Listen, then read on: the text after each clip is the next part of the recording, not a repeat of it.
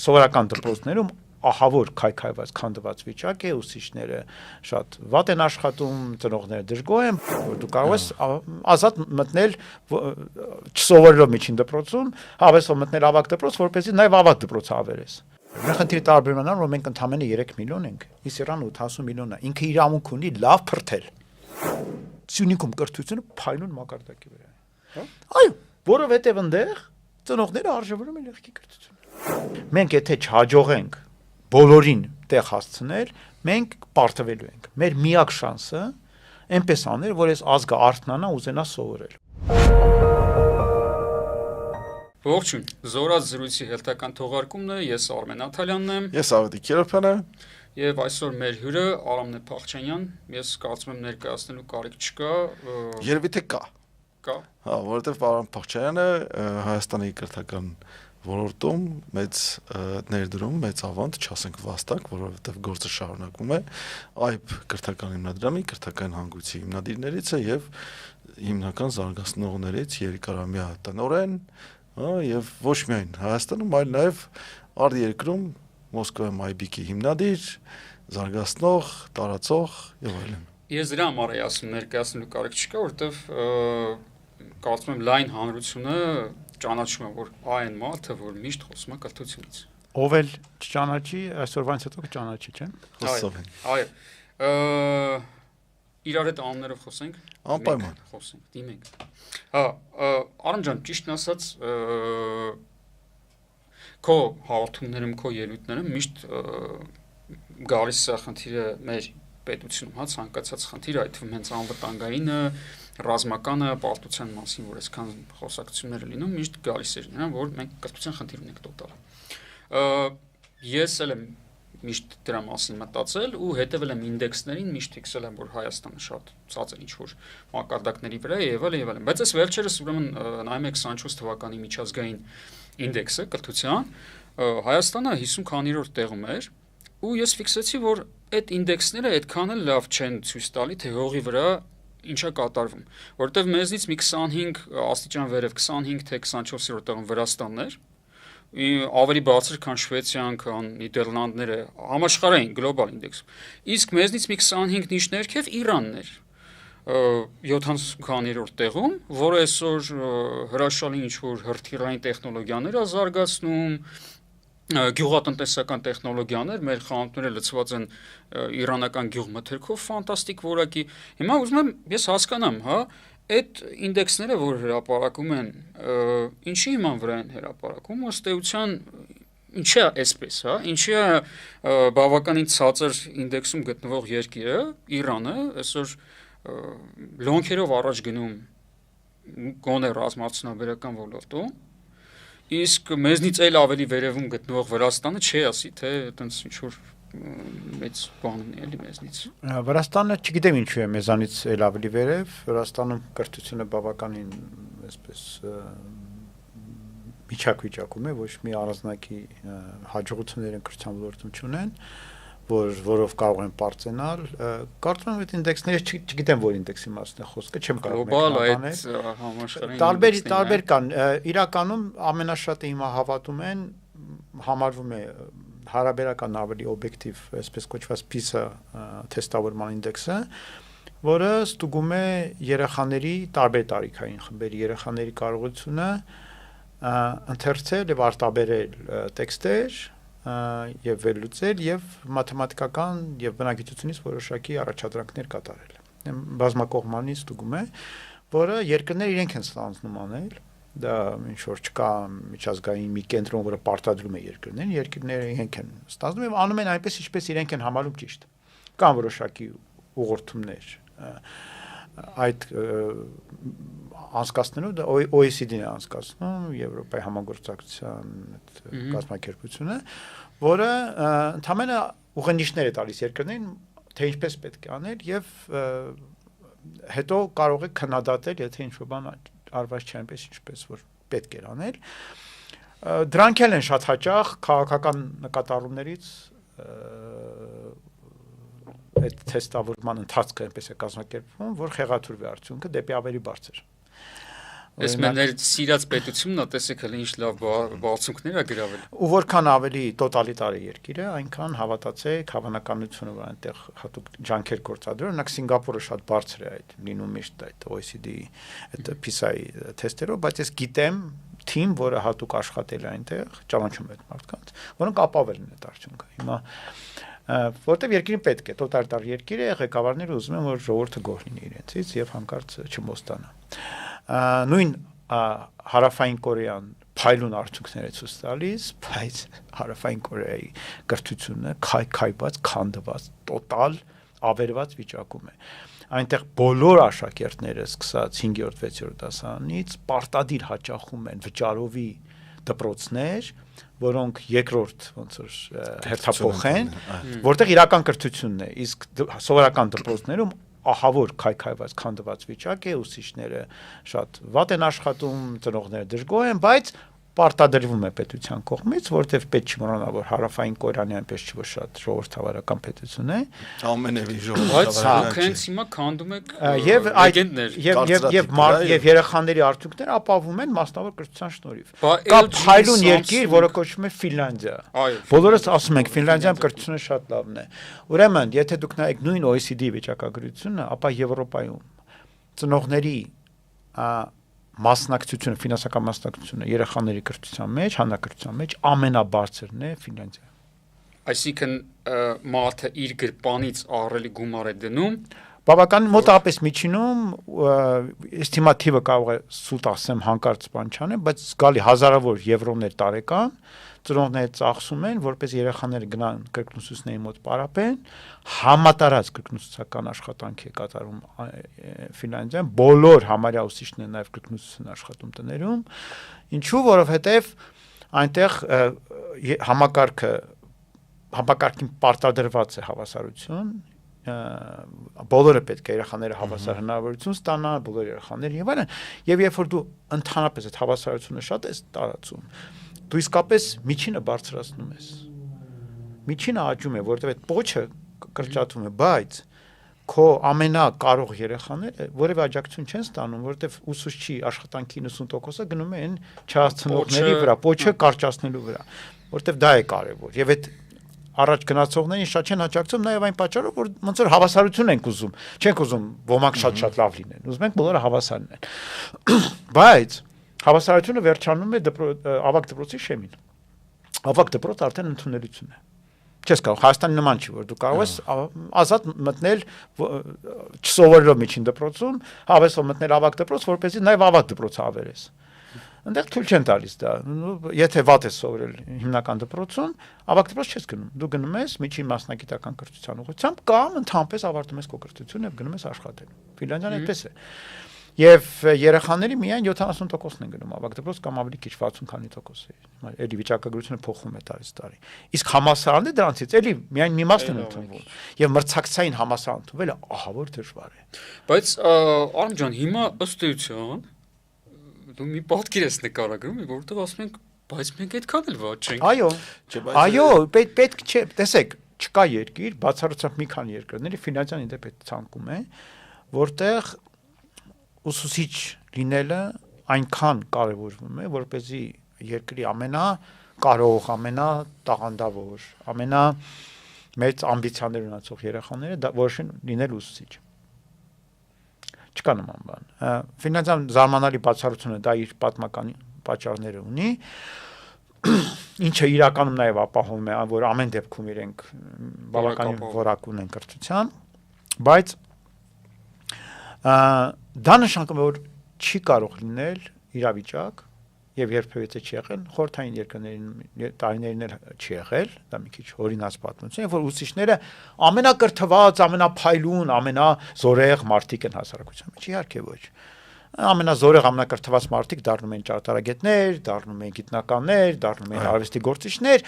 իսկ ուսուցիչները դա այն միջին տեսակն են, որոնք ունեն բավարար գիտելիք, կրթության աշխատավորները, կրթության բանվորները, այսպես ասենք, որոնք եւ իրենց աշխատանքը ծանր է։ Նյարդային, հիմա երևի ծանր է, հիմա առավել նյարդային։ Եվ դա պետք է հասկանալ, մենք չպիտի ակնկալենք, որ մեզ մոտ ուսուցիչները պետք է լինեն ամենափայլուն սովորող մարդիկ, լավագույն դպրոցի ամենաբարձր գնահատականով ավարտածները, իրական դրա կարիքը չկա։ Այլապես որ տնտեսությունը կկորցնի այդ մարդկանց։ Մենք նաև պետք են իրապես մեզ պետք են փայլուն ճարտարագետներ, փայլուն գիտնականներ, այնպես որ եկեք ազնիվ լինենք եւ շատ բան չակնկալենք ուսուցիչներից։ Ուսուցիչը առավել եւս հիմնական դպրոցի ուսուցիչը դա այն մակերեսային, բայց բազմակողմանի գիտելիք ձևավորող անձնավորություն է երեխաների մոտ։ Միջին դպրոցի գիտելիքը մակերեսային է, խորը չէ։ Իրականում ես իմ գիտելիքներով բոլոր առարկաներից կարծում եմ, որ եթե ես մի քիչ պարապեմ, մի կես տարի, ես կարող եմ դասավանդել համարյա ցանկացած առարկա միջին դպրոցում եւ լինել բավականին լավ ուսուցիչ ցանկացած առարկայի համար։ Միայն երևի թե ֆրանսերեն չկարողանա, մի քիչ շատ է պետք, որտեղ ֆրանսերեն ընդհանրապես չգիտեմ։ Բայց անակ անգլերեն հաստատ կարողանա։ Ինչու, որովհետեւ չի պահանջվում շատ խորը գիտելիք ուսուցչից։ Այդ ավագ դպրոցը, որը արդեն համաստանի նախաշեմն է, այո, այնտեղ պետք է մի քիչ ավելի խոր իմանաս առարկան, բայց դարձյալ չի պահանջվում ֆիզիկա ուսուցչից ավագ դպրոցի, որ կարողանա ցանկացած հոդված քվանտային մեխանիկայից վերցնի եւ կարդա եւ ամեն ինչ հասկանա։ Գիտնական լինել չի պահանջվում։ Գիտական հոդված հասկանալը չի պահանջվում։ Պահանջվում է հասկանալ այն նյութը, որ գիտնականները թարգմանել են հասկանալի լեզվով, ուսուցչի համար ընկալելի, նշանակում է դասագիրք պլյուս մակարդակ, որը ենթադրում է ոնց որ որոշակի մաթեմատիկական բազա եւ որոշակի ընկալում աշխարհայացք, որը բավարար է, որպեսզի դու կարողանաս լուծել տիպիկ խնդիրներ, որոնք այսօր արհեստական բանականություն լուծում է 100-100-ից։ Չկա դպրոցական որևէ խնդրագրքում որևէ խնդիր, որ այսօր Claude-ը կամ ChatGPT-ին չլուծի բացարձակ ճիշտ, առանց որևէ թերանալու, որովհետեւ դրանք այնքան տիպային խնդիրներ են, որոնք վարժվելու վրա է, դու պետք է կարողանաս վարժվես եւ այդ խնդիրները լուծես։ Բայց նաև այստեղ ակնկալիքների մասով էլ հասկանանք, որ այս գլոբալ ինդեքսներից շատ առանձնապես օբյեկտիվություն պետք է չի ակնկալել։ Այսօր կբերեմ օրինակ Global Firepower Index-ի, որ ասում է որ երկրների բանակներն են ամենաուժեղ, Ռուսաստանը երկրորդը երրորդ տեղում է, բայց իր տարածքից արդեն 8 ամիս չի կարողանում ներխուժած մի քանի հազար ուկրաինացի զինվորական դուրս մղել։ Այս հաղորդման եթե դուք գալոպային կարող եք իրավիճակը արդեն փոխի, բայց այդ 8 ամիսը արդեն անցել է։ Այո, հա։ Ու ընդհանրապես պետք է հանրության մոտ այդ ակնկալիքները օբյեկտիվության, հա, պետք է մի քիչ ավելի իրատեսական դարձնել։ Իհարկե ինչ որտեղ կարող է դա ավելի մոտ լինի իրականությանը, ինչ որտեղ շատ ավելի հեռու է, օրինակ ասենք ավտորիտար համակարգերում, բայց լավ օրինակ բերեցի օրինակ Իրանը, հա։ Լավ օրինակ բերեցի Իրանի գյուղատնտեսական ապրանքը մեր խանութներում է, տնտեսական ապրանքները մեր խանութներում են, ռազմավարություն լավ արդյունքներ ունեն ամեն դեպքում զարգացող, հիպերձայնային հրթիռներ են փորձարկում։ Դա չպետք է դիտարկել, ասենք իրավիճակի եւ ընդհանուր պատմական կոնտեքստից դուրս։ Իրանը 45 տարի, բանի տոտալ շրջափակման եւ սանկցիոն ռեժիմում է գտնվում եւ չպետք է նաեւ իրենց, ասենք, պետության արժեվ դրված խնդիրներից զատ դիտել։ Ես անձամբ տեսել եմ Թեհրանում, ոնց էր պատի վրա գրած հարգելի Խոմեյնի, մենք ով դրոշը ցած չենք գետնին ընկած չենք թողնի։ Եվ այնտեղ այդ պետական գաղափարախոսությունն էլ ինքն էլ ազդում է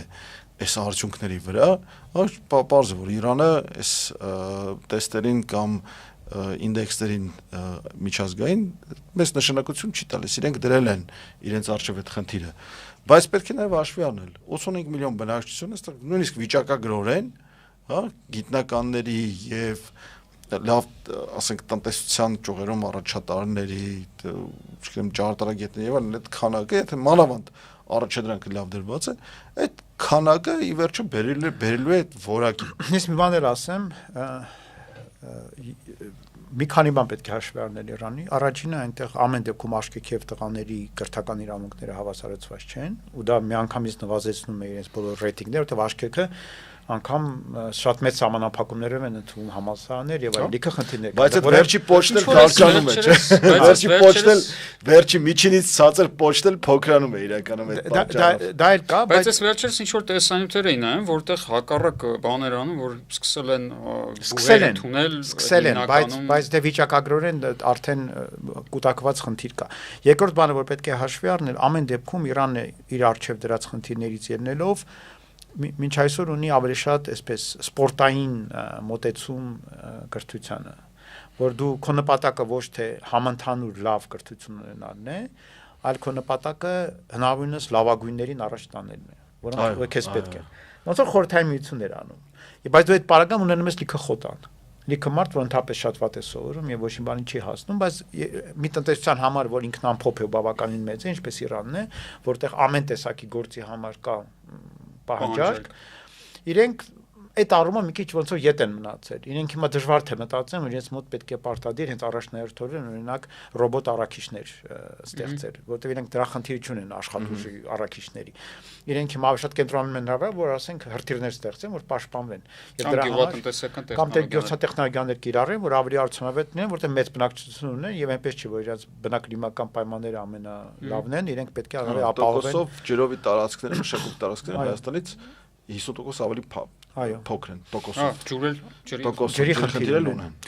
Ու այդ առումով եւ անջրդիացման խնդիրներ ունեն։ Օրինակ լիճը անհատացել է։ Այո։ Եվ այդ առումով իրենք իրենց խնդիրներն են լուծում եւ ըստ դրա են կառուցում իրենց կրթական համակարգը ու ասեմ, որ երբ որ դու ունես արտաքին ճնշում, ինչպես Իրանը ունի, դու մի քիչ հրաժարվում ես ռոմանտիկ պատկերացումներից, այդ բոլորին հավասար, ինչ որ բոլորի այդ գեղեցիկ խոսքերից, որոնք տակը համարյա ոչինչ չունեն, բացի ինչ որ սոցիալական գաղափարներից արդարության, այլ գնում ես 4 ճանապարհով ազգդ փրկելու, որտեղ այլ առաջնահերթություններ են ձևավորվում։ Կներեք, էլի իսկ մոլաները դա հասկացել են, ինչու մեզ մոտ դա չի իրականացվում։ Այսինքն մոլաները բավականին խելոք մարդիկ են։ Հա, ես կուզեի այստեղ անդրադառնալ, արամը շատ կարևոր բան ասեց, արտաքին ճնշում, հիմա ամբողջ աշխարհում ճնշումը մեծացել է, ու յուրաքանչյուրի վրա ճնշումն է մեծացել այդ պարագայում, հա, ընդհանուր ոնց որ լարվածությունը մեծացել է, մենք կարող ենք արդյոք ակնկալենք, որ կրթական տեխնոլոգիաներում եւ ընդհանրապես կրթական համակարգերում ինչ որ մոտ ապագայում տեղի կունենան ինչ որ հեղափոխական կամ պայմանային երևույթներ, մանավանդ ես օրինակ բերեմ, ասենք հեռավար կրթության կամ թիրախավորված կրթության մասով։ Գիտենք, որ այսօր շատ համալսարաններ հեռավար կուրսեր են առաջարկում, պարտադիր չի կոնկրետ այդ 40 րոպեն կամ կոնկրետ այդ 4 ժամը նստել լսարանում որպեսզի ստանալ այդ գիտելիքը եւ ընդհանրապես դա պարտադիր չէ, ասենք տեխնոլոգիաները բան են անում, թույլ են տալիս։ Բայց դա ինչ հեղափոխություն է, դա եղել է միշտ։ Իմ ուսանող լինելու տարիներին ես գիտեի, որ լիքը իմ ընկերներ, ծանոթներ սովորում են հեռակա։ Ու չեն էլ գնում համալսարան թարը։ Հա, հեռակա այսօր աշխատում էին կամ բանը երեկոյան ժամերին էին գնում դասերի, այդ ձևաչափն նույն քաղաքում։ Կամ գոնե նույն երկրում։ Հա, բայց այսօր մենք ունենք մոբիլության մեծ աճ, մենք այսօր ունենք։ Բայց ես դա չեմ կոչի հեղափոխություն, ես դա կոչեմ բնականon զարգացում։ Նոր տեխնոլոգիաներ առաջացան, եթե ասենք 18-րդ դարում Էյլերը իր Գերմանիայի բանին ոնց է որ գրում էր թղթակցին, հա, նամակներ էր գրում եւ սովորեցնում էր դասեր հեռակա նամակներ գրելով, գիրքը հետո հրատարակվեց մաթեմատիկայի լավագույն դասագրքերից մեկն է մինչ այսօր, ապա արքայացնում կարծեմ Գերմանիայի, Պրուսիայի, Գերմանիա չկար, ապա այսօր դա արվում է ինտերնետի միջոցով, տարբերությունը միայն դա է, մի քիչ ավելի արագ, այնտեղ որևէ հեղափոխություն չեմ տեսնում, կրթությունը ընդհանրապես հեղափոխություն չի, նախատեսում շատ բարձ պատճառ։ Չէ սիրում երևի, որտեղ մասսաները։ Կրթությունը իրականացվում է ուղեղի մեջ մարդու։ Իսկ մարդու ուղեղը կենսաբանական տեսակետից վերջին երևի մի 50,000 տարվա մեջ առանձնակի չի փոխվել։ Կրթության ազդեցությունը ուղեղի վրա կախված է մարդու ուղեղի ցանկությունից։ Առաջնահերթ բանը, որը աշխատում է կրթության մեջ, մարդու ուղեղի ցանկությունն է սովորել։ Եվ այդ ցանկությունը ինքը էլի դրա մոտիվացիայի հիմնական ուղենիշները, պատճառները էլի դարերի մեջ չեն փոխվել։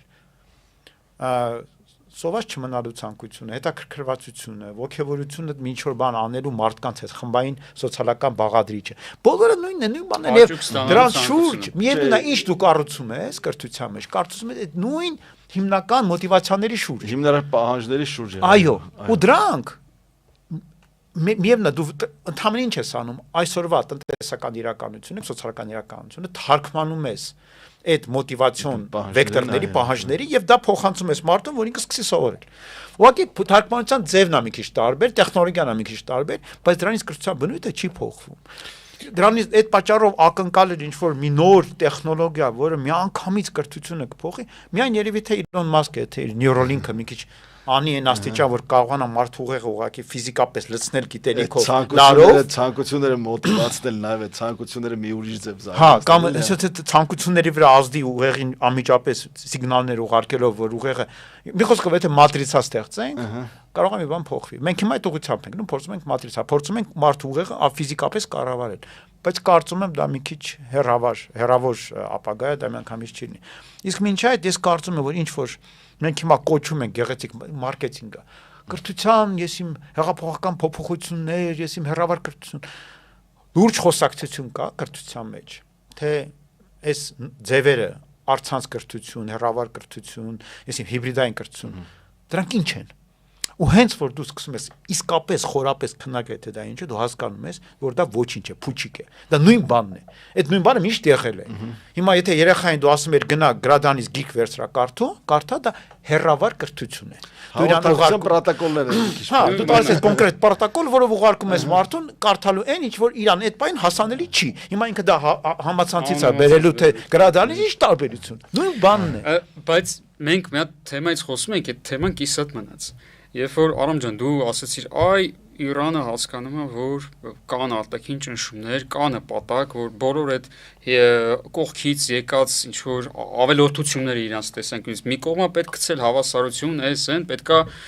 հանճարներին աճացնել։ Բայց նույն խնդիրը մենք այսօր ունենք եւս, մենք գոյաբանական խնդիր ունենք, մենք ունենք ողջ մնալու խնդիր, մենք ունենք քիչ ռեսուրսներ ու մենք ունենք մեր խնդիրը շատ տարբերվում է։ Շատ է տարբեր։ Մեր խնդիրը տարբերումն է, որ մենք ընդամենը 3 միլիոն ենք, իսկ Իրանը 80 միլիոն է։ Ինքը իրավունք ունի լավ փրթել։ Լավ փրթել, որ գտնի մի 10 հոգու, որոնք շատ լավն են։ Ու իրենք այդպես անում, ռուսներն են այդպես անում, շատ են։ Ու իրենք կարող են փրթել տարբեր ուղղություններով։ Կարող են ուղարկել բանակ մարդկանց մեռնելու պատերազմի, կարող են օլիմպիական համակարգ ստեղծել, տաղանդների բացահայտման համակարգներ, պահել, որտեղ ունենան միլիոնավոր գիտնականներ։ Կարող են ունենալ էլիտար համալսարաններ, որտեղ ընդվում է 100-ից 1-ը դժվար փորձառություններ անցնելով, այդ ամենը լավ աշխատում է։ Մենք ունենք շատ քիչ երեխա։ Մեր երեխաների քանակը նվազում է տարեց տարի, ծնվող երեխաների։ Մենք պիտի ամեն մեկին տեղ հասցնենք։ Մեր վիճակը դեռ ուրիշ է։ Մենք եթե չհաջողենք բոլորին տեղ հասցնել, մենք պարտվելու ենք։ Մեր միակ շանսը այնպես անել, որ այս ազգը արթնանա, ուզենա սովորել, որ ամեն ընտանիքում սովորելը, երեխային կրթելը դառնա առաջնահերթություն։ Եթե մենք դա չանենք, մենք շանս չունենք։ Մենք չունենք այդ մարդկային ռեսուրսը, որ այդքան մարդ խոտան տանք ու տակից մի քանի հոգի հանենք, քիչ է լինելու։ Մենք հիմա այս խնդիրը արդեն ունենք։ Մենք գիտության մեջ ունենք նվազող քանակ գիտնականների։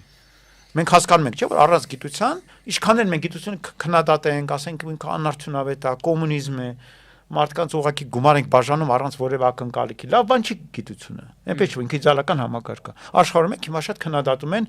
շատ բաներ գիտության մեջ։ Գիտությունից ծնվում են սոցիալիստական գաղափարախոսությունները, որոնք գնում են ուտում են մարդկանց ուղեղները, արդյունքում Ամերիկան համարյա դառնում է սոցիալիստական երկիր, իսկ Եվրոպան արդեն դարձել է։ Սոցիալիզմը կերել է Եվրոպային, ինչու որովհետև գիտությունը, գիտնականները սերունդներ են մեծացրել երիտասարդներ, ոնց սնել են այդ գաղափարները, որովհետև իրենք ապրում են կոմունիզմի մեջ։ Եվ իրենց դուր է գալիս դա։ Իրենց պետք է այդ սոցիալիզմը, դա իրենց գոյատևելի միջոցն է։ Իրենք կապել են այն քանակի արտադրություն փուչ հոդվածների, որ հիմա կա գիտության մեջ, երբեք չի եղել մարդկային պատմության մեջ։ Զրո գիտելիք, որը ոչ ոքի պետք չի, ու լիքը գիտնական է, որ զրո գիտելիք արտադրում են անիմաստ։ Դրա հետ մեկտեղ եթե մենք մեր գիտությունը չզարգացնենք, մենք շանս չունենք։ Հիմա նայեք, կրթությունը ըստ էության ի սկզբանե ծառայում է ինչ որ բանի, չէ՞, ինքը ուղղակի օդի մեջ գաղափար չի։ Ինքը այս երկրի ողջ մնալուն պետքա ծառայի։ Հիմա ես կրթության ոլորտից զրո եմ, չգիտեմ, այնտեղ ոնց ամեն ինչ կազմակերպվում։ Տալիս եմ պատվեր որ բժոտ, ասում եմ հարգելի կառավարություն իշխանություն, օրինակ ստեղծի կազմակերպի այնց կրթական համակարգ, որ ես սաղ մնամ։ Կարծում եմ պարզ պատվեր է, չէ՞։ Այդ սաղմնալու նպատակը պետք է դրված լինի մեկ։ Սաղմնալը ես իմ երեխան, որ իմ արած դրած ես երկրում Սաղմնալը դա բազմա չափ կոպիտ եմ ասում, ճակերտավոր, ես կարողա փախնեմ սաղմնալ։ բանի ժամանակ սովետի ժամանակ մատ ֆիլմ կար Բուրատինոյի մասին։ Ունդեղ ուրեմն այդ հիմար Բուրատինոյին, այդ կատուն, կոտ բազիլոն եւ Լիսալիսան ուրեմն խափում են տանում են ռեստորան։ Ու ասում են ինձ ասում են ինչ եք ուզում, ասում են 3 կտոր տրիկորոշկի խլեբը։ Այդ սաղմնալը տրիկորոշկի խլեբը պատվերն է, որից հետո քեզ դի բերեն ու բերեն, որտեվ իրականում դրտակ լիքը բան կա, ու դա շատ բարդ խնդիր է։ Այդ ուսենց մենք վերջում սահմանում ենք դա որպես որ մենք սաղմնանք, բայց դա նշանակում է, որ մենք դեռնակ շատ զարգացած եւ բարդ տնտեսություն կապված աշխարհի շատ երկրների հետ մենք պետք է Թայվանի նման ունենանք ունիկալ արտադրություններ այստեղ որ աշխարհում ոչ միտեղ չկան ու եթե դրանք հանկարծ ոչնչացվեն ուղղակի աշխարհը մեծ խնդիր է ունենալու այդ ամենը թե մենք չստեղծեցինք դա մեր պաշարը կլինի պաշտպանական որի արդյունքում մեզ ասենք զավթել այնքան էլ հեշտ չի լինի դա կլինի մեծ խնդիր ոչ թե մենք կախված լինենք այլ մեզնից պետք է այո մեզնից պետք է կախվածություն ստեղծել այդ որում քրիտիկական կախվածություններ պետք է ունենան մեզնից այդն է որի նպատակը չի դրվում իրականում գիտության արժեվ այո դա պետք է դրվի մեր կրթության արժեվ դա պետք է դրվի մեր գիտության արժեվ դա պետք է դրվի աշխարհի մեր գիտնականների արժեվ որտեվ իրենք ասում են ինչ անենք Հայաստանի համար մենք ասում ենք եսիմ իրենք են ինչ բաներ են մտածում բայց իրականում եթե մենք իսկապես լուրջ մտածենք մեր գերնպատակը պետք է լինի այստեղ ստեղծել այնպիսի իրավիճակ այնպիսի տնտեսություն այնպիսի աշխատանք այնպիսի մարդկանց խումբ որոնց տնտեսապես ոչնչացնելը լինի բացարձակ հակա պրոդուկտիվ էնաստիճան ու այնքան թանկ ու անիմաստ որպեսզի ոչ ոք դա չանի իրականում իսկ մենք ասելով նկատում ես մենք հայերս իրականում չէ իսկ որ շերտեր Արմեն ջան իրական միտումից ցապ մտածենք էլի այսօրվա պատերազմները իրանք տնտեսական պատերազմներ չեն ամենաաբսուրդ պատերազմների տեսակն են այսօրվա պատերազմը ինքնության պատերազմներ մենք արդեն որովհետև տնտեսական տեսակետից պատերազմը 21-րդ դարում անիմաստ է հող զավթել տնտեսական տեսակետից բացարձակ անիմաստ բան է հողը տնտեսական առումով ամենաանիմաստ ռեսուրսն է հա եթե դու հողի ընդերքն ես զավթում այնտեղ ինչ-որ բան կարող ես հանել դա դեռ իմաստ ունի, բայց այնպես չէ որ Հայաստանի ընդերքը մի այնպիսի երաժշտություն է, որի խաթր իմաստ ունի գալ այդտեղ ինչ-որ sense հողեր զավթել։ Բաներ ենք ասում, բայց ամենամեծ ասենք տոկոսներով երևի աշխարհում մի տոկոսների մի տոկոսի չափով ենք պաշարները տիրապետում էլի։ Դեպեշ բան չկա որ 6% քաջարանում է։ 6% պղինձը քաջարանում չի։ Չէ։ 6% հաստատ չէ էլի։ Ու դրանով հիմա դու աշխարհ չես տիրի։ Ասած սենա որ հաստատ այն պատերազմը մեր դեպի հիմա կա, դա ինքնության պատերազմն է, դա մեր թշնամիները որոշել են վերադառնալ իրենց ինքնության, որը իրանք ինչ են եղել, զավթող քոչվոր ազգերը, որոնց ամբողջ հայ ինքնությունը այդ ճանապարհին խոչընդոտ է եկանում։ Մենք մեր ինքնության, որ հողին պինդ կպած տեսակ ենք, մենք իրանց համար խոչընդոտ ենք եղել, իրենք էլ հիմա որպեսի կայանան, որպեսի դառնան ազգ, իրենք պետք է իրանց ինքնության արմատներին վերադառնան, որտեղ այդ բոլորին սպանել, ոչնչացնել, վառել, մտածողությունն է, իրենք դրանով են դարձել ազգ։ Հիմա մենք մեր ինքնությունն ենք փնտրում, ու այնպես որ հեկթել ենք, մեր ինքնությունն էլ է մի քիչ բավականին sense բան վիճակում, բայց 21-րդ դարը ազգերի վերաձևավորման ընթացք է, որտեղ 18-րդ դարի, 19-րդ դարի ավելի շուտ ազգային պետությունների ինքնության ձևավորման գաղափարախոսություն այլևս չի աշխատում։ Բոլորը ընկած են սեփական նոր ինքնություններ ձևավորելու գաղափարաբանի մեջ, խնդրի մեջ։ Ամերիկացիները հեսա ինչ են անում։ Աշխարհին շուր տալի իրենց նոր ինքնությունը ձևավորելու համար, որտեղ իրենց պետքա կայանալ, նորից ամրանալ, ազգը պարակտվել է։ Այսօր մի նյութ կարդացի, որ Ադրբեջանում 1873 թվականին ստեղծված ադրբեջանական թատրոն են գովազդում եւ ասում, մոռանալով իհարկե այդ գրողը նաեւ հերձել էր այդ պատմությունը, Մայլով հայ Մայլով եղբայրների թատրոններ իրականում դրա հիմքում է, այն ինչ որ ադրբեջանական իրականում մուսուլմանական թատրոն է եղել եւ այլն, բայց տեսնում ենք հիմա որ մեր ողերմ հարևանը ինքը ունի եւ լուծում է եւ փորձում է լուծել այդ ինքնության ձևավորման խնդիրը։ Հիմա մենք կարող ենք նաեւ ձևակերպել մեր կրթության խնդիրը, որ դա պետք է նպաստի ինքնության ձևակերպմանը, ձևավորմանը եւ պահպանման եւ զարգացմանը։ Միանշանակ իրականում դա մեր կրթության թիվ 1 խնդիրն է։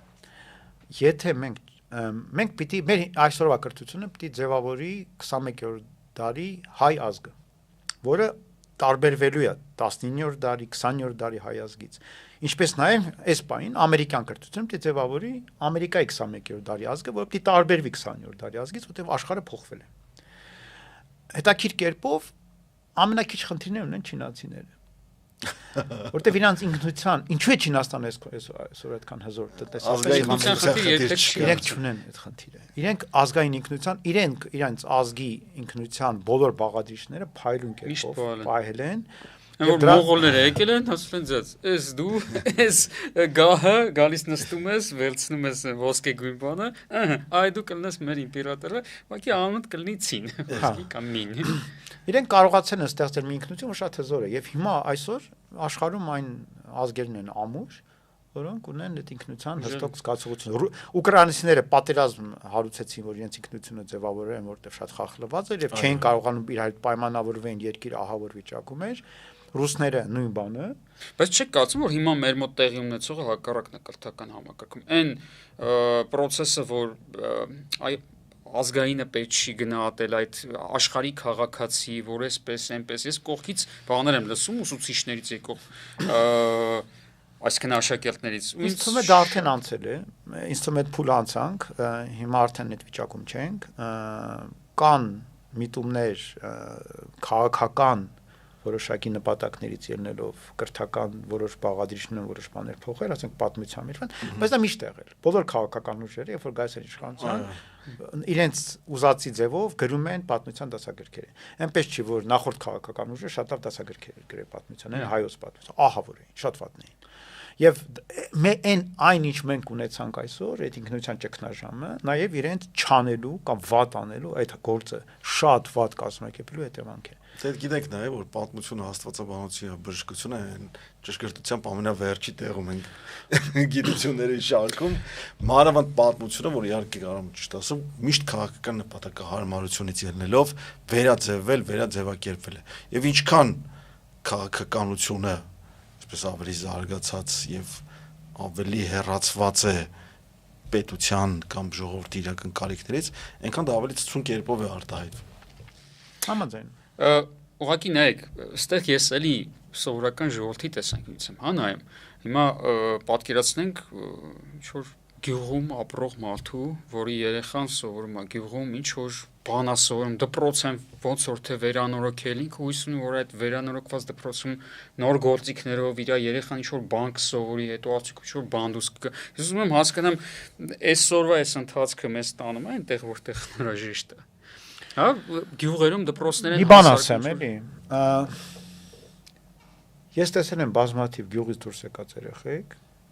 որոնք փայլուն սովորում են։ Ես հիմա ունեմ ամերիկյան համալսարանում, գյուղից եկած երեխեք, իմ դասարանում, իմ բանում, խմբում, որոնք իմ ամենալավ սովորող երեխեքն են։ Դպրոցի ազդեցությունը երեխայի կրթության վրա որոշիչ չի։ Կարևոր է, բայց որոշիչ չի։ Որոշիչ է ընտանիքի վերաբերմունքը կրթությանը։ Որոշիչ է այն, թե երեխայի ծնողները ինչ եւ ոչ միայն ծնողները, եւ ավելի լայն համայնքը։ Մենք ունենք լավ սովորող գյուղեր եւ վատ սովորող գյուղեր, որովհետեւ շրջապատը շատ մեծ ազդեցություն ունի։ Մեծ լավ սովորող գյուղ։ Ես կարող եմ մեր գյուղի օրինակը կարող եմ ասել օրինակ Տավուշու, Բերդի շրջակայքում բան, այնտեղ եւ ընդհանրապես Հայաստանում, ասենք Սյունիքում կրթությունը փայլուն մակարդակի վրա է։ Հա։ Այո, որովհետեւ այնտեղ ծնողները արժևորում են եղքի կրթությունը։ Ռեալ կրթությունը։ Իրականում Սյունիքի բոլոր տվյալներով էր, Սյունիքը հիմա մեր առաջատար տարածաշրջաններից մեկն է կրթության տեսակետից։ Ես մեր գյուղի ամենավատ բաներից մեկը կներես էլի։ Ամենավատերից մեկը Վայոց ձորն է։ Օ։ Շատ վատ է վիճակը։ Ու դա միայն չի կարելի պայմանավորել միայն անով այնտեղ լավ ուսուցիչներ են, այնտեղ վատ ուսուցիչներ են, այնտեղ լավ դպրոցներ են, այնտեղ վատ դպրոցներ են։ Ավելի շուտ լավ եւ վատ դպրոց ունենալն է պայմանավորված նրանով, թե մարդկանց մշակութային ակնկալիքները ինչպիսին են։ Ու մենք դրանց հետ պետք է աշխատենք։ Մենք պիտի աշխատենք մարդկանց հետ, ոչ թե դպրոց, ոչ միայն դպրոցների հետ։ Ես չեմ ասում, պետք չի կներեք, մի հատ թարգմանեմ, ասենց միջին վիճակագրական հայաստանցու լեզվով։ Կոպիտ ասած, Սյունիքում Սյունեցի, ասենք, վաչիկը իր երեխան, երբ որ երեկոյան կանչում ասում, արի մի հատ հասկանանք դասերը գիտես չգիտես, իրան կարևոր չի թե օրագրում ինչ թիվանշան են դրել, ուղղակի ծիշկայի համար, որ ծիշկայի համար վերջում դիպլոմ ստանա։ Լավ, կարևոր է, բայց իր համար կարևոր է, որ երեխան ռեալ ինչ-որ գլխում բան ունենա։ Դա այդպես չի։ Տենց են պատկերել, չէ։ Ուղղակի ընտանիքում ինչպես են դրան վերաբերում։ Երեխաները օդից են դա վերցնում։ Ասենք դուք կարող եք ընտանիքում երեխայի ներկայությամբ քաղաքականությունից չխոսեք։ Բայց ձեր երեխան կիմանա ինչպիսին է ձեր վերաբերմունքը այսօրվա վարչապետ կամ այսի ինչ որ նախարարի։ Կիմանա օդից կբռնի։ Երեխեքի դա հատկանիշն է։ Երեխան շատ խոցելի անձնավորություն է։ Նկատես չէ՞ որ երեխեքը շատ նենց բան են, հաճելի են, քաղցր են, ուզում ես դա 100,000 տարիների ընթացքում բնական ընտրության հետևանքն է։ Երեխեք ունեն որոշակի հատկանիշներ, որ ապահովում են իրենց կարողությունը գոյատևել։ Եվ այդ կարողություններից մեկը, որ երեխքի մոտ շատ ձևավորված է, դա ոչ վերբալ սիգնալներից, օդից որսալնա տարբեր բաներ, որ իրենք որ պայմանավորում են իրենց վարքագիծը, որտեղ իրենք պիտի անեն այնպես, ինչպես անկնկալում են ծնողները, որպեսզի ծնողները իրաց կերակրեն, որ ծնողները իրաց չպատժեն, ոչ միայն ծնողները միայն, մեծերը, որտեղ մեծերը իրաց համար կարևոր են, որտեղ նախկինում մենք ապրել ենք ավելի մեծ, հիմա էլ ապրում ենք ավելի մեծ գերդաստաններով, քան զուտ ընտանիք, չէ՞։ Ընտանիքն մի քիչ ավելի մեծի մասն է։ Եվ ընտանիքները կախված է օրինակ այդ գերդաստանի գլխավոր մարդուց, կարող է պապիկ լինի, կարող է մատ պաշտոնավոր, պաշտոն ունեցող մարդ լինի, ով ֆինանսական բանն է լուծում, հարցն է լուծում, եւ եթե քո ընտանիքում խնդիրներ կան, դու ես սոված մնալու։ Ու այդ երեխաների մոտ կա, ու եթե ծնողները ոչ թե ձևական, այլ բովանդակային կարևորում են կրթությունը, իրենց համար, ասենք, խելոք մարդը շատ կարևոր է, հեղինակությունն է։ Իրենց համար խելոք ասած միտքը արժեք է, իրենք չեն ասում, կարևորում են, ասում են, լավ ասեց, գրքերը տանը դրած են, ծնողները մեկ-մեկ կարդում են այդ գրքերը, գրքից իրար հետ բաներ են քննարկում։ Մշակույթը, այդ մշակույթը երեխաները միանգամից զգում են, իրաց մեջ դա սկսում է ապրել, ու իրենք ձգտում են միջև բավականին հասուն տարիք, միջև 14-15 տարեկան։ Ու դրանից հետո արդեն կանխորոշված է երեխայի հաջողությունը։ Եթե միջև այդ տարիքը, որ երեխան դեռ մեծ ազդեցության ներքո է ծնողների, երեխայի մոտ արժեհամակարգային տեսակետից, այդ օդից բռնած սիգնալներից, ազդակներից, կա արդեն ձևավորված ընկալում, որ կրթությունը կարևոր է, կա պատասխանատվության զգացողություն։ Ասած արդեն գլորվելով գնում է։ Արդեն երեխան կսովորի, կարող է շատ լավ չսովորի, կարող է գլուխ պայից ու մեկը լինում է ծույլի կա, մեկը լինում է չի սիրում սովորել։ Մենք պետք է նաև հասկանանք, որ մարդիկ տարբեր են, եւ մեր ճակատագրի մի զգալի մասը պայմանավորված է մեր գեներով։ Վերադառնամ Այդ էլ կա։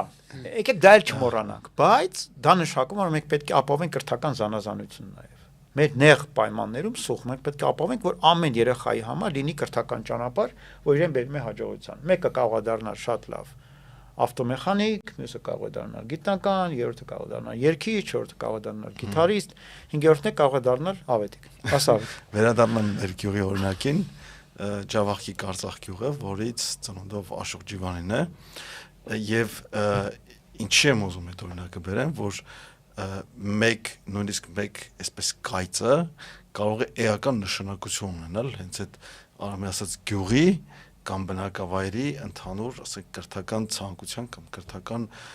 իղձերի բաղձանքների ձևավորման վրա։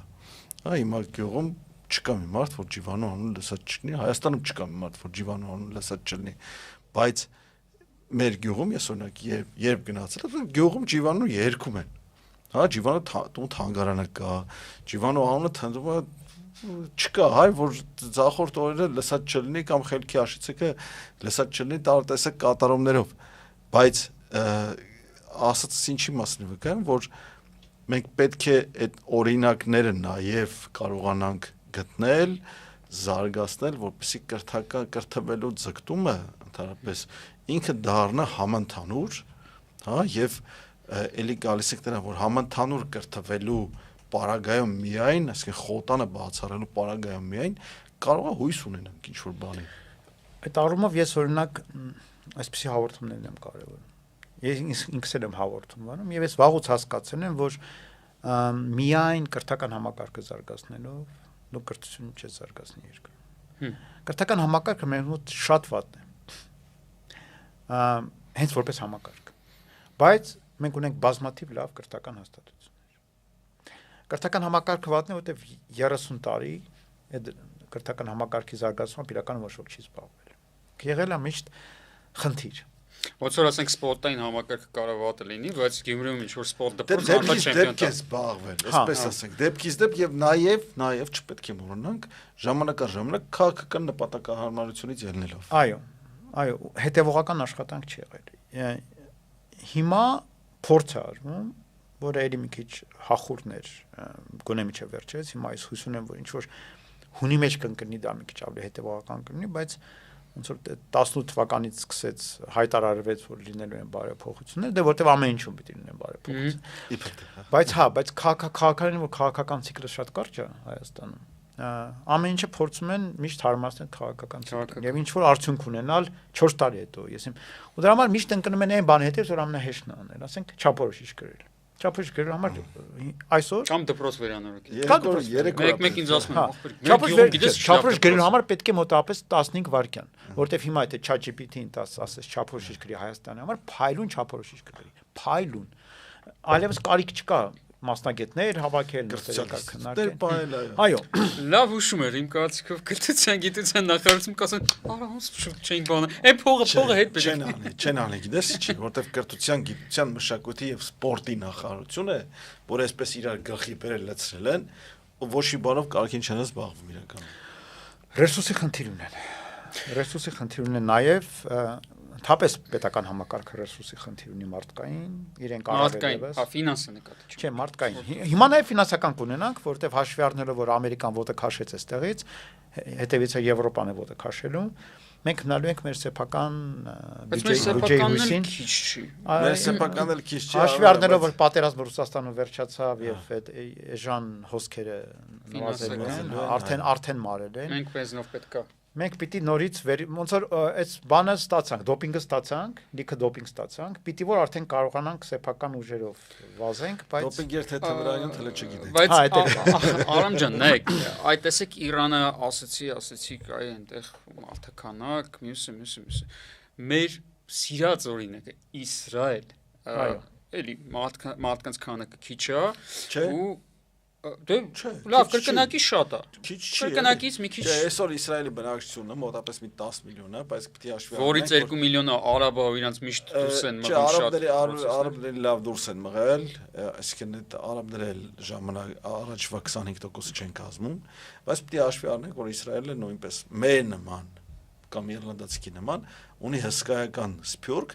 որը ի տարբերություն մեր եւ իռլանդացիքի չափից լավ կազմակերպված է։ Չափից ավել կազմակերպված եւ իրանք այն պարագայում, որ իրենք ընդամենը 10 միլիոնից ազգ են, իրենք համարվում են գերտերություն։ Հա։ Մի անգամ Սի Ցզինպինը կարծեմ ելույթ էր անում, ասաց մենք վերաբերվում ենք Իսրայելին որպես տեխնոլոգիական գերտերություն ասին։ Որովհետեւ այն քրիտիկական կախվածությունները իսկապես ստեղծել են։ Քրիտիկական կախվածությունները այ դրանից է էլի եւ տեխնոլոգիական առումով եւ տեխնիկական առումով եւ քաղաքական առումով քրիտիկական կախվածությունները ստեղծել են։ Օրինակ գիտեիր, որ Բայդենի վարչակազմում բացառությամբ 3 պետական այսպես ամենաբարձր մինիստրների մնացածը հրեա էին։ Ցակումով հրեա էին։ Ցակումով, հա, բայց դա դրանից բխում է ինչ որ բաներ։ Բնականաբար քաղաքական ազդեցությունը բացարձակ քաղաքական ազդեցություն ուներ Բայդենի վարչակազմի վրա Իսրայելը։ Այսօր չի բացառվում, որ Թրամփի վարչակազմի վրա բացարձակ քաղաքական ազդեցություն ունի, որովհետև Թրամփի խնամիները հрьяաներ։ Հա, հрьяաները Ամերիկայում ունեն շատ մեծ ազդեցություն եւ ասեմ, որ դա է նաեւ ունի պատճառ, իսկապես հрьяաները Ամերիկայում շատ բան են արել։ Այնպես չի, որ ամերիկացիները շնորհակալ չեն հрьяաներին, իսկապես բոմբը բայց եկեք ատոմային բոմբը 90%-ը Մանհեթենյան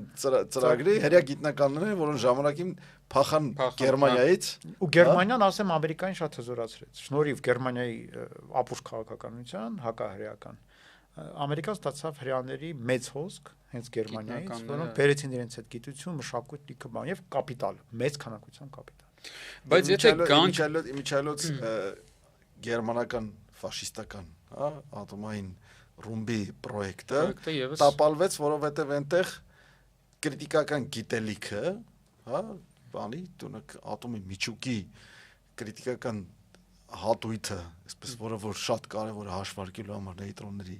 բռնելու, հա, կրիտիկական գիտելիք գնաց այնտեղից։ Գնաց եւ 100 անգամ ավելի մեծ, 100 անգամ չէ, 10000 անգամ ավելի մեծ հաշվարկ էին արել անհրաժեշտ ուրանի քանակի համար, օրինակ, հա, եւ չկարողացան ուղղակի, որտեղ իրենց հաշվարկով 100 տոննանոց բոմբ էր պետք, բոմբ էր ստացվելու 100 տոննանոց։ Բայց եթե էլի հետ գանք կրթությանը, ինձ մի հատ հետաքրում է այդ ճանապարհային քարտեզը, հա, զուտ ուզում եմ իմ ուղեղը մոդելավորեմ։ Օրինակ նույն Իսրայելում ոնց է տնտեսությունը աշխատում, ոնց է կրթությունը, գիտությունը աշխատում։ Օրինակ, չգիտեմ, ես ռազմաարդյունաբերական, ասենք թե Ռաֆայել ընկերության ղեկավարն եմ, Ընդեի ռազմաարդյունաբերության կոմիտեն ասում եմ մեզ պետքա նոր համակարգ եւս բաղադրիչ հակաօդային պաշտպանության պետքա լազերով խոցելու հնարավորություն ցածր թռնող անօթաչուների։ Ես ասում եմ լավ, դիմում եմ ասենք Hi-Fi տեխնոլոգիական համալսարան, ասում եմ ինձ պետք են լավ լազերշիկներ, լավ, չգիտեմ, լինզայի մասնագետներ, SSSS։ Իրանք ասում են լավ, իրենք դիմում են, չգիտեմ, Թել Ավիվի համալսարան, ասում են մեզ այսուհետև պետք են ձեր ֆիզիկայի ֆակուլտետից ուզում եմ ասեմ այս Hi-Fi համալսարան այնքան էլ լավ չէ, Hi-Fi համալսարանը օրինակ են բերում։ Հիմնականում արաբներ են սովորում։ Իրանք առաջին հերթին դիմում են Մոսադին, գնացեք հավաքագրեք աշխարհից ում կարակ բերեք այստեղ։ Չէ, ուզում եմ հասկանամ այդ է։ Ուզում եմ հասկանամ ոնց է տեղում ունենում պատվերը 49 թվականին։ Որ կողմից որ կողմ։ Ամեն 49 թվականին, երբ որ Խորհրդային միությունը պայթացրի իր ատոմային ռումբը, Իսրայելն իր արժեվ նպատակը դրեց, որ աշխարհի ուժեղների հետ հավասար խոսելու համար մենք էլ պետք է ունենանք ու առաջի պատվերը, այո, Մոսադի կամ դրա նախորդիներ, որ գնացեք գտեք աշխարհի բոլոր հրեա գիտնականներին, իրենց հավաքագրեք, որ մեր վրա աշխատեն։ Եվ այսօր էլ գաղտնիք չի, որ ասենք նույն ամերիկայից կամ Ֆրանսիայից կամ Խորհրդային միությունից գնացածներն են այնտեղ ձևավորել այդ գիտելիքը եւ այդ հնարավորությունը, որ 76 թվից ատոմային զենք ունեն։ Իսկ այդ հարցը ինչ վերաբերում է, ինչպես է պատվերը ձևավորվում։ Կրթության նկատմամբ պատվերը։ Դա ինքը կրթության նկատմամբ չի։ Ընդհանրապես ասած, այդ տեսակի պատվերներ ավելի շատ հենց գիտության նկատմամբ են կամ գիտնականների նկատմամբ են կամ ավելի շատ ես կասեի գիտական ցանցերի նկատմամբ են, որոնք շատ հաճախ բավականին վիրտուալ են։ Մարդիկ իրար ճանաչելով հավաքում են ինչ-որ բան անում են կամ մեկի մյուսին ճանաչելով բերում են այդ թիմերն են հավաքում, որոնք սկսում են խնդիրներ լուծել։ Դա հիմա թիվ 1 խնդիրն է Հայաստանում։ Հայաստանի հիմնական խնդիրն այն է, որ մենք շարունակում ենք ֆինանսավորել գիտությունը այնպես ինչպես անում ենք խորհրդային տարիներին զուտ իներցիայով նույն սկզբունքով, տալով ակադեմիային գումարներ, ակադեմիա աշխատում է գիտական ինստիտուտների, բան եւ տարեսեկների համալսարանների փոխվել է։ Այսօր մի քիչ փոխվել է, բայց բայց սկզբունքայինորեն կա թիվ 1 խնդիրը, որ դրա այդ մեկտեղ այդ խորհրդային ֆինանսավորման համակարգի երկրորդ բաղադրիչը չկա։ Պետության կողմից հստակ ձևակերպված կառույց, որը կտա այդ ձևավորի այդ պատվերները գիտության համար հասկանալի լեզվով եւ կբաշխի գիտական խմբերին, որ իրենք գործ անեն, այդ կառույցը չկա, որը Ամերիկայում կոչվում է, եսիմ DARPA, հնդկաստանում դրդո, բացում է։ DRDO։ Հա, տարբեր անուններ ունի, Այս դրանք ռազմաարդյունաբերական գիտական կենտրոններն են, էլի, եւ գիտական պատվեր ձևավորումներ։ Դրանից բացի կան իհարկե այլ տնտեսության ճյուղեր կան, բայց նաև կան մեծ կորպորացիաներ, որոնք իրենք էլ են ձևավորում այդ պատվերը։ IBM-ը ունի մեծ գիտահետազոտական օրինակ եմ բերում Ռոչեսթերում, Նյու Յորք նահանգում ունի շատ մեծ գիտահետազոտական կենտրոն, որտեղ ծնվում են գիտական արդյունքներ։ Նայեք, գիտեք ինչի համար եմ ասում։ Ես կողքից նայում եմ, մեր բուհական համակարգում էլի պահպանվում է այդ սովետից եկած իներցիոն բան, վատ բան չէ։ Ուղղակի սովետին պետք էր դա։ Ինչ-որ անվճար տեղեր ինչ-որ բաներ է, սովետը այդ կարող էր անել, սովետը չէր կարող, չէ, նկատում եմ նայ, մեր տնտեսությանը ինչ է պետք։ Օրինակ, չգիտեմ, լավ ասֆալտի բանաձև գրող, ասենք թե, հա, դու ունես բուհում լավ ասֆալտի բանաձև քիմիական գրող ուսանող, տալիս ես տենց բան։ Դրա մասին խոսում ենք, տնտեսությանը ասֆալտը չի պետք։ տնտեսությանը պետք է եւ պետությանը պետք են ձևավորել են քրիտիկական գիտելիքը, քրիտիկական տեխնոլոգիաները, որից կախված կլինեն բոլորը։ Հա, եթե դու ասֆալտ անել չգիտես, դու քրիտիկական այդ գիտելիքները չես կարող, դու պրիմիտիվ դրանք տարբեր խնդիրներ են։ Դրանք տարբեր խնդիրներ Չէ, են։ կոպիտ եմ ասում, թող չլինի ասֆալտ։ Դու պողպատի նոր ձուլվածքներ ստեղծող մասնագետ ունես, ոնց պատրաստ ես։ Դու քո բուհում տալիս ես դա։ Դե հիմա տես ես Ով է պատվերի չասում։ Ես որ ընդունել եմ ֆիզիկայի ֆակուլտետ, իմ հետ միասին ընդունել եւս 93 հոգի, 92 թվականին։ Երբ որ Հայաստանում ֆիզիկայի ինդուստրիան արդեն կարելի ասել չկար եւ չէ կանխատեսվում էր որ չի լինելու շատ երկար ժամանակ այդքան ֆիզիկոսի պատվեր չկար պետք է չէր լինելու հա եւ դա շարունակվեց երկար տարիներ մենք չկարողացանք վերաձևակերպել գիտությունը կամ գիտական պատվերը այնպես որ իրականում ստեղծվեն այդ քրիտիկական կախվածությունները բայց մենք ունենք Երևանում ունենք արագացուցիչ մեծամորում ունենք ատոմակայան Աշտարակի ֆիզիկայի ինստիտուտում այն ժամանակ կային աշխարհում միակ լազերների սոսինզներ, լազերային բյուրեղների սոսինզներ։ Ճապոնացիք այնտեղից էին առնում լազերային բյուրեղների սոսինզները, օրինակ, հա, այսօր Հայաստանում կան փոքր գիտական հիմնարկներ կամ գիտությամբ զբաղվող հիմնարկներ, որոնց պատվիրում են, ասենք, Ճապոնիայից մինչև Ամերիկա, հակառակ ուղղությամբ, էլի, Խաղաղ օվկիանոսի վրայով չի, արևելքից արևմուտք, ոչ թե արևելքից, ոչ թե արևմուտքից արևելք էլի, բայց մենք որպես այդպեսին չենք կարողանում ձևավորել այդ պատվերը այն տեսքով, որ կարողանանք այդ քրիտիկական կախվածությունները ձևավորենք, որոնք պետության արդեն գոյատևում են եւ զարգացման գրավականներն են լինելու։ Հիմա ասում ենք ողբատի համաձուլված, բայց այսօր ChatGPT-ին տաս նույն ձևի, հա, եւ ես փորձեր անում եմ։ Ինչ անել։ Եվ գնա աշխարհի ամբողջ գիտելիքը բացնել, փակնել եմ ինչարած, որովհետև փակնել պարզվում է, որ մարդիկ են փակ գիտելիքը տալիս են ChatGPT-ին, որ իրենց վաղվա գործը ավելի վաղը շուտ է տուն գնան։ Եվ դա էլ է բերելուները, որ փակ գիտելիքը իրականում է նույն ChatGPT-ին կամ DeepSeek-ը կամ Grok-ը կարողանալու ես ինչ որ ձևով օգտվես, դա դառնալու է անվերահսկելի։ Բայց մենք պետք է կարողանանք եւ դրանից օգտվենք եւ գտնենք այն ուղղությունները, որոնք մեզ թույլ են տալու, ոնց որ հին ժամանակ շաշկի լեզվով ասած դամահել։ Այ մենք մինչև հիմա չենք կարողացել դամահել ոչ մի ուղղությամբ։ Չունենք, հա։ Փորձում ենք, բայց նաեւ մեր խնդիրն այն է, որ դարձյալ ժամանակ են կորցրել։ Մենք 30 տարի ժամանակ ունեինք, բավարար հանգիստ ժամանակ, որ դա անեինք ու չարեցինք։ Մենք ընկած էինք առևտրի գծի վրա, Արժույթ չարչություն վրա։ Ու ասեմ, որ դա մեր առաջի իշխանությունների դրած ճանապարհներ, իրենք դրանից դրեցին, ոնց որ իրենք այդպես համարեցին, որ մենք այլևս զարգացած աշխարհի մաս չենք։ Այնքան որ առևտուր անենք, մի ձև ապրենք, իրենց պատկերացումը դա էր։ Ու այդ դրանից եկավ ընդ որում մարդիկ, որոնք իրենք բավական լավ կրթված մարդիկ են, ինքը բան գիտեն, բայց չգիտես ինչ իրենք որոշեցին, որ Հայաստանի ապագան այդտեղ է։ Եվ իրենք չդրեցին այն հիմքը եւ մենք կորցրեցինք մի ահռելի ծավալի ռեսուրս, ուղղակի վաճառեցինք ջարդոնի գնով, փոշացրեցինք, որը մենք կարող ենք հիմա վերածել ոսկու։ Հաստոցները, պասիկները վերացրեցին, վերականգնեցին, հիմա ասում են, այս հրթիռները, որ թռնում են, շատերը հենց հայկական հաստոցներով են, դետալները։ Պատկերացնում հայ գիտնականները Իրանում ինչքան գիտական եւ տեխնոլոգիական դպրոցներ են զրոյից ստեղծել։ Ինչի, որովհետեւ այնտեղ կար պահանջարկը։ Իսկ այստեղ այդ պահանջարկը ուղղակի արհեստական կամ դրսից, չգիտեմ, թելադրված կերպով վերացվեց։ Ահռելի, ընդ որում ասենք ես որ Վանաձորում ինձ դեպք պատմեցին, որ այնտեղ կար եզակի մելամինի արտադրություն, չկար ամբողջ խորհրդային տարածքում։ Եվ աշխարհում է շատ քիչ կա։ Մելամինը դա պլաստիկ է, պլաստիկի տեսակ է, որից արտադրում են տարբեր տեսակի այդ բաներ, սպունգներ, որոնք տարբերում են սովորական սպունգից, նրանով որ օրինակ չեն վնասվում, չեն հնանում, բան եւ այլն։ Քլորոֆիլային կաուչուկը, այդում, որը որ որը տեխնոլոգիան ներես դրվեց, որը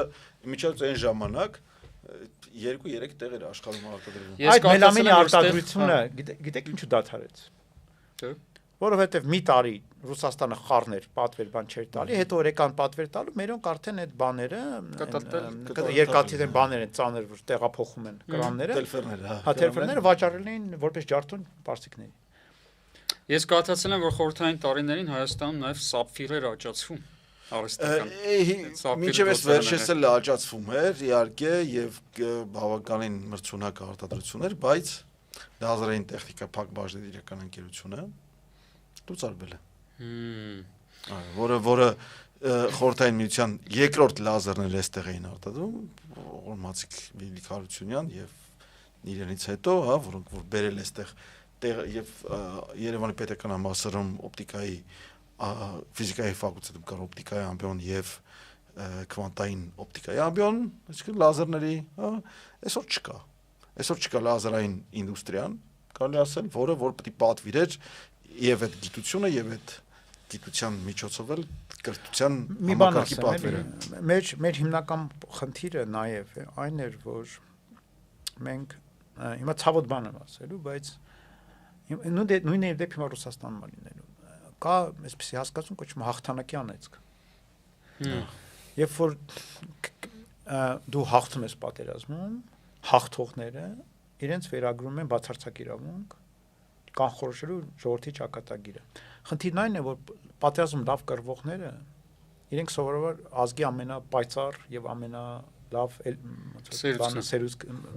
չեն։ Իրենք լավ համարցակ մարդիկ են, իրենք շատ հաճախ այդ գողական միջավայրից դուրս եկած լավ կռվողը, այս վերջերս մի հատ ամերիկացի զինվոր կա, որ Ռուսաստանում է ապրում, ինքը իրականում տարիներ ծառայել է, հիմա Ռուսաստանում բլոգեր է դարձել, ամուսինը դարձել ռուս աղջկա է, ու Ռուսաստանի մասին պատմում է։ Ոնց որ ներքին ամերիկացիների համար պատմում է, թե Ռուսաստանի կողմից ինչ է կատարում այս պատերազմը բան եւ այլն։ Ու այս վերջերս այսպես քննարկում էր իր հետ, իրեն հարցրեցին, ասենք այդ լավ զինվոր լինելը ինչ է, ասեք Եվրոպան ասում է մենք հիմա զինվելու ենք բան, ասաց որ լավ զինվորը դա ուժեղ ֆիզիկապես ուժեղ մարդ չի, լավ զինվորը մարդ է, ով անցել է դժոխքով, մարդ որ կյանքի մոտ ինչ որ ընթացք ահավոր վիճակի մեջ է եղել, ասեք բանտան նստել, եսի ինչ որ պատմության մեջ է ընկել, այդ տեսակի մարդիկ շատ ավելի լավ զինվոր են դառնում, քան ուղղակի ֆիզիկապես տղեկ էլի, փորձությունների մեջով անցած մարդիկ, ու այդ մարդիկ սովորաբար ունեն խնդիր որոշակի, իրենք չունեն այդ ապագայի պայծառ ընկալում, չունեն հավատ տեխնոլոգիաների նկատմամբ։ Իրենք գիտեն ինչքան վատ կարող է լինել։ Հա, իրենք գիտեն ինչքան վատ կարող է լինել, ու իրենք պատրաստվում են վատին, ու իրենք իրենց պատկերացում այդպեսին է։ Ու երբ որ այդպիսի մարդիկ երկար տարիներ քո առաջնորդներն են ազգի, իրենք ղեկավարներ են դառնում, իրենք դառնում են իրենց մոտ չկա այն ընկալումը, որ ինչպեսին կարող է քո երկիրը լինել։ Իրենց մոտ ընկալումը ավելի շատ ոնց որ այսօր վաղը գոյատևելու մասին է, ավելի շատ պինդ ինչ որ sense ինչ որ բաներ արելու մասին է, որոնք շատ հողին կպած բաներ են։ Իրենք չեն երազում։ Բա Իսրայելը ժամանակին ոնց տես չեղավ։ Բեն-Գուրիոնը, մյուսը էլի եղել են զինվորականներ։ Եղավ, Իսրայելը մինչև 90-ական թվականները աղքատ եւ թեր զարգացած երկիր է, թե Ամերիկայի աջակցությունը չլիներ, ներառյալ ռազմական աջակցությունը Իսրայելը շանս չուներ։ Իսրայելը ոտքի կանգնեց։ 90-ականներ տեխնոլոգիական չուներ էս։ Ահա որ է լրիվ բացարձակ կախված էին։ Բացարձակ կախվածություններ Ամերիկայից, բացառությամբ մի բանի, իրենք իրենց պետության արժեվ նպատակ դրված նպատակը իրենք էին գրում։ Իրենք էին որոշում ինչ ձևով զարգանան։ Մնացած ամեն ինչը կախված էին։ Այս թռիչքը տեղի ունեցել 90-ականներից հետո։ Եթե նայեք Իսրայելի վիճակագրությունը, մինչև 90-ական թվականին Իսրայելը հիմնականում ագրարային երկիր էր։ Բա Ռաֆայելը Էլբիտը ինչ են գլուխ գովում, ասում մենք ստեղծվել ենք 1951 թվին, են ասում ես 1900 ստեղծվել կարող է, բայց երբ են իրանք իրականում դարձել դերակատար, հա 90-ականների 90-91 թվականի պատերազմը Պարսից ծոցի իրականում զարգ տվեց հենց այդ ամեն ինչին, երբ որ դոմինանտ կենտրոնները այն ժամանակվա Քուվեյթը եւ Իրաքը փաստացի դուրս եկան խաղից, իսկ Իսրայելը հասկացավ, որ այստեղ լցնել վագում լցնել եւ հնարավորությունների ժամանակաշրջանը բացվում։ Կներես, պատճառը էլի այն էր, որ Իսրայելում իր ստեղծումից հետո ու պատերազմը հաղթելուց հետո իշխանության էին եկել այդ կռված մարդիկ։ Կռված մարդիկ ցախողեցին։ Իրականում, եթե նայենք ինչ եղավ Իսրայելի հետ, Իսրայելի ամենամեծ խայտարակությունները եղան այն ամենամեծ ծանր պարտությունները իրենց համար։ Կորուստներ եղան հենց այն ժամանակ, երբ որ իրենց կառավարում էին մարդիկ, որոնք կռված մարդիկ էին։ Եվ այդ ժամանակ 90-ականներին իրենց մոտ փոխվեց ընկալումը, թե ով պիտի ազգին առաջ տան եւ առաջ եկան այդ տաղանդավոր մարդիկ, կրթված մարդիկ, տեխնոլոգիաները զարգացնողները, բան եւ այլն Իսրայելը առաջ գնաց։ Հիմա նորից վերադարձել ենք հին Այդ կրված Իսրայելը։ մարդիկ պահեցին պետությունը, բայց իրանք չէին կարող Արիել Շարոն օրինակ կրված մարդ էր, էլի երկար ժամանակ կառավարում էր, ոնց Արիել Շարոնը ինքը դուրս եկավ ասելով, որ ես չեմ կարողանա զարգացնել այս երկիրը։ Ինքը փոխանցեց իշխանության բանը հաջորդ սերնդին ասելով որ ես լավ պահում էի, բայց ես չեմ այս երկիրը զարգացնում։ Ինչերից BB-ի ժամանակ էլ, որ այսօրվա պրեմիեր-մինիստրի Իսրայելը խայտարակ հետընթաց է ապրում։ Այո։ Ընդհանրապես հանրային կոնսոլիդացիայի իմաստով, Դե տնտեսությունը ոնց որ լավ է։ տնտեսությունը հեչ լավ չի, որովհետև ներքաշից այնպեսի գործողություն է մեջ, որ տնտեսության վրա հսկայական բացասական ազդեցություն է, այսինքն պատերազմը Իսրայելի վրա պատերազմը պատկերացրու Երուսաղեմում կամ Հայֆայում կամ Թել Ավիվում պայթող մի արկը, հա, դա հսկայական ազդեցություն է ունենում տնտեսության բացասական ազդեցություն ունում տնտեսության վրա, որովհետև այն ապահովության միջավայրը, որ Իսրայելը ստեղծել էր որպես բացարձակ ապահով միջավայր, հա, այդ միջավայրը էլ չկա, անկախ նրանից Խամասի արածելը կամ Հեզբոլլահի կամ հարցերը լուծել են թե չէ, բայց այդ ապահովության միջավայրը էլ չկա։ Լավ, եթե փորձենք բիբին միջանից կրված տղա է։ Փորձենք Հենց դրա պատճառով է Հենց այդ պատճառով հետաքրիր գաղափար, իրականում չէի մտածել այս ամենի մասին ես երբեք, բայց Բի օրոք ժողովրդավարություն Իսրայելում վերացել է ուղղակի։ Հա, այդ Դատարանները բացարձակ կախվածության մեջ տնելով կառավարությունից, այդ հսկայական պատմություններ եղավ, կաշառակերություն, ինքն էլ նախորդ պրեմիերն էլ Էհուդ Օլմերտը, հա, կաշառակերության բաներով կան ու այդ կրվածների միջանից նաև այդ մասով թուլությունն է։ Սա նշանակում է, որ փորձությունների մեջ փորձում է զարգացնել ինչ-որ բաներով մոտոտ ունենալ ինչ-որ բաներ, գործիքներ, որոնք որ այդքան էլ Ընդհանրապես sense ասեմ, էլի մարդ սպանած մարդը, որ հանգիստ մարդ սպանելու գիտի։ Դրանից ակնկալել, որ ինքը ինչ-որ բարոյական բաներ չի անցնի, գծեր ինչ-որ հարցերում, շատ դժվար է։ Դա պետք է հասկանալ, որ դու պիտի, այսպես ասեմ, ամենալավ զարգանում են ազգերը, երբ որ խաղաղության դարաշրջանն է սկսում։ Երբ որ իշխանության գալիս են մարդիկ, ովքեր չեն առնչվել պատերազմի հետ։ Ովքեր չեն անցել բարոյական բայց տեսել են պատերազմը։ Իրենք չեն ուզում պատերազմ, իրենք ուզում են խաղաղություն, իրենք ուզում են լավ ապրեն, իրենք ուզում են բարեկեցություն, իրենք ուզում են այդ մոռանան այդ պատերազմի արհավիրքները։ Պատերազմ կրվողները երազում են վերադառնալ պատերազմի։ Իրենց համար պատերազմն է իրենց բանը եղել։ Նորմալը։ Լավ, իրականում հիմա այս ամեն ինչի ասացի արդյունքում գալիս ենք նրան, որ ստացվում է հիմա պետք է որ լավ լիներ, բայց իքն իշխանության են եկել մարդիկ, ովքեր չգիտեն ինչ բան է պատերազմը։ Ну, չէ, զուտ գիտեն, բայց կռված չեն։ Կամ չգիտեն։ Այդպես չի։ Հա, կարող է զենք ձերքին բանակում չեն ծառայել, հա, բայց այդպես չի։ Փաստացի այսօրվա իշխանությունների օրոք մենք ունեցել ենք եւ պատերազմ Եվ ունեցել են, բայց իրանք անձամբ պատերազմի դաշտում չեն եղել։ Անձամբ պատերազմի դաշտում լինելը հեչ էլ պարտադիր չի։ Մարդկանց ուղարկել պատերազմի դաշտ, դա նաև պատերազմի մասնակցել է։ Լավ, իսկ եթե փորձենք գալ ինչ-որ եզրակացության, հա, մենք հիմա ինչ պիտի անենք։ Փորձենք ինչ-որ քայլեր ֆիքսել, չգիտեմ, Սփյուռքին հրավիրենք այստեղ, չնայած գալիս են։ Լավագույն բաները չեն արվում մի մարդու ծրագրով։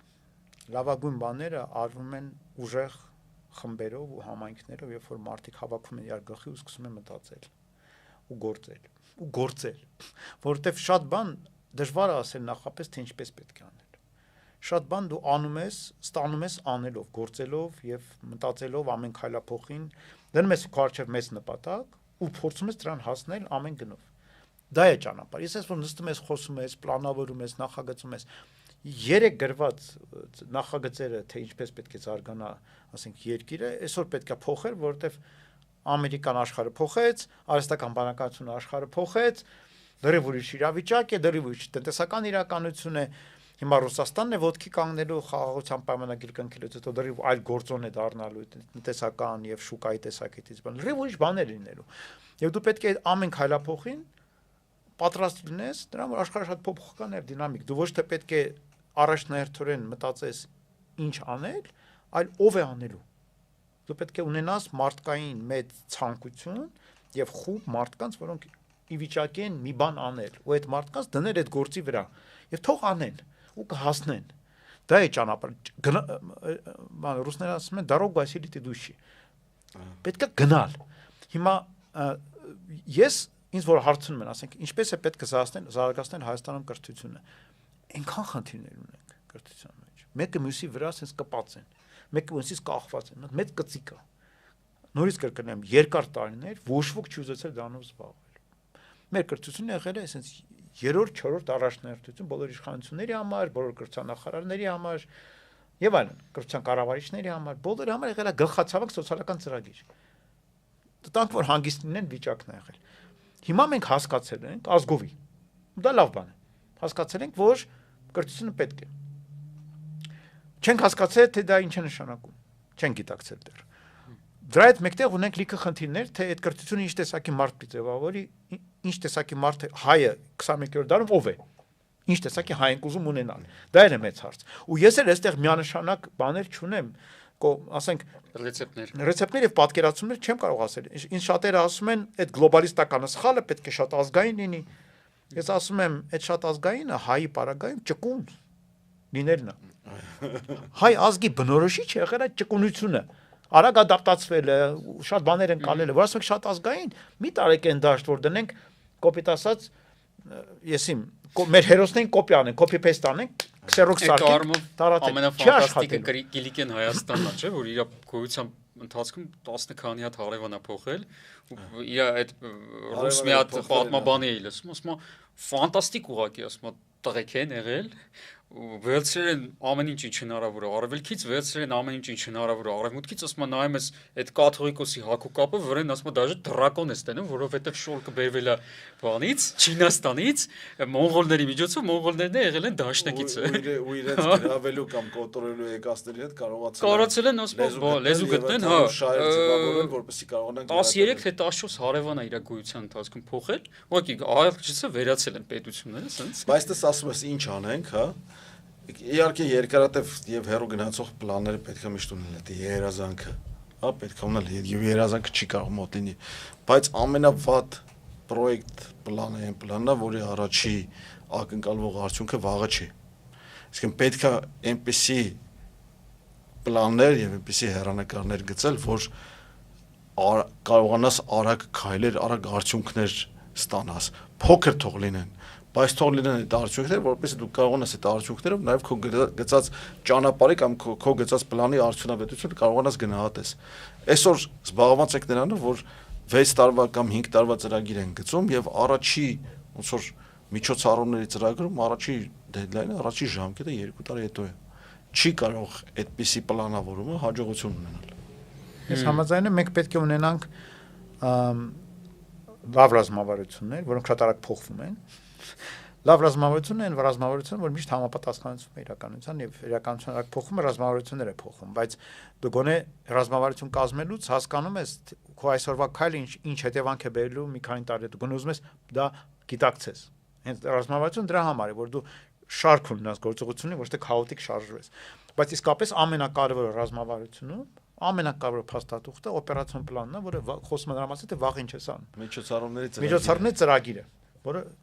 որից դու սկսում ես քո ճանապարհը հենց այս վաղվա ժամկետ պետք է լինի դրա մեջ։ Ինչ որ մի բան պետք է վաղվա ժամկետ լինի։ Այս դրական նոտայի վրա եկեք ավարտենք, իրականում շատ հետաքրքիր բաներ իմ համար բացահայտեցի, դուք կոտրեցիք իմ մեջ երկուսով շատ ու շատ լեգենդներ, իսկապես Հարավային Կորեա, Իսրայել, չգիտեմ, Ֆինլանդիա, թե կրթական համակարգի հետ կապված թե տնտեսություն, իսկապես շատ հարցեր այսպես քննարկում ես, հասկանում ես, որ աշխարհը այնպես չի, ինչպես դու պատկերացնում ես, կարծում եմ այո, պետք է ուղղակի գործ անել այս պահին ու ողջ մնալ։ Փորձել ողջ մնալ, աշխատել հանուն վաղվա ատոմային քայլերով, հա, փոքր այդպես շատ շնորհակալություն զրույցի համար, զրույց էր սա, այո, Արամին շատ շնորհակալ ենք այս բովանդակալի զրույցի համար։ Ես եմ շնորհակալ ձեզ։ Զորաձրույցների եթերում։ Հաջողություն։